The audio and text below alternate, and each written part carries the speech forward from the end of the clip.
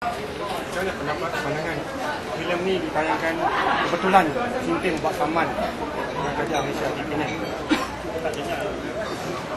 Filem ni ditayangkan secara kebetulan pula Sintin sedang membuat saman kepada kerajaan Malaysia untuk dia menetap. Kemungkinan lain mungkin ada. Saya tidak menafikan.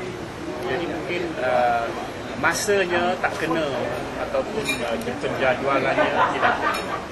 Tetapi persoalan yang timbul bagi kebanyakan pihak ialah bahawa lembaga penapisan filem sudah meluluskannya dahulu.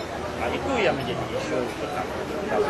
Tapi bagi kami pembikinannya itu penting kami pelajari supaya pembikin filem kita yang lain tidak menyusul sudut itu, ya, jadi tidak begitu menarik penonton masa depan. As far as I'm concerned, that we are not here to look at its cinematographic, artistic standards, quality, but whether it should be banned, because it has become a controversy from the strong objections to the screening of The Last Communist. I've come prepared to be very outraged by the semi-musical documentary, to be very outraged. But hard as I tried, I couldn't find anything to be outraged about, because it does not glorify communism, the Malaysian Communist Party or Chim King. It does not promote communism. In fact, it's not even about Chim Ping. Chim Ping doesn't appear. It is in making use of the Chim Ping connection, a documentary about life in the country in various aspects, together with a bit of about life in the border. This is where you have the parts about charcoal and petai, which I think is an eye-opener for many, highly educational. Probably should be a compulsory for all candidates in elections. But I don't see anything to justify the ban, and that is probably the reason why the Film Censorship Board had, in the first instance, approved it, and why a special screening of special branch officers had not objected to it. Subsequently, it was banned because of very strong objections. Again, I'm sure it cannot be on the basis of those who have seen it, because as I said, that there's nothing that warrants what would be outraged about it, and whether one likes the film as such or not, I think is irrelevant to the question as whether it should or should not be banned. I think we should allow the public to decide whether they like the film, and whether it's become a success or otherwise.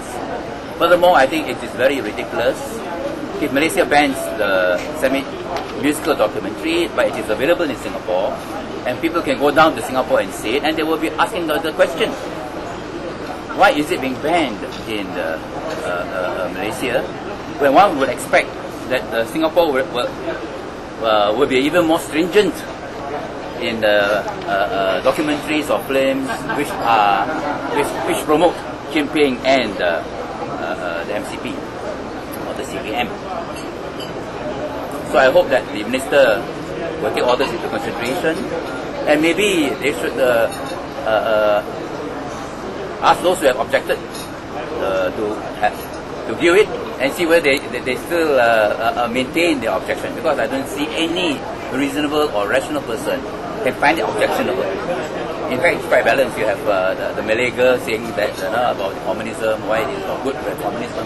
So I think Malaysia in 2006 should be open enough, mature enough, competent enough to allow the people to judge for themselves a semi-musical documentary of this nature, which is not a glorification or promotion of Chim Ping and the CPM. So I hope that it will give Malaysia a very bad name, that we are not ready to be open and tolerant, to welcome cultural creativity in an era of ICT. Okay? Okay. Thank you. very much. Saya akan membuat penelitian, penilaian tentang sinematografi, khimar, wawancara, fotografi, scene, tetapi tidak ada membuat apa-apa cadangan. I just couldn't find myself outraged from any angle, from any aspect. You still have a good laugh. Oh yes. Kan demikian kita tak boleh against it. Yeah, but the book is allowed, you see. The book is I'm allowed. talking about the book. Sometimes the book is approved, but the films are banned. Sometimes the films are approved, the books are banned. You see, the book is only for reading material. Reading material is different from visualize, you know. Like my film, Bukit Kapong was banned at one time. Then I appeal it. Then the condition is you cannot show the film during the elections. My film was banned. Also, it's about communists. My film was banned first.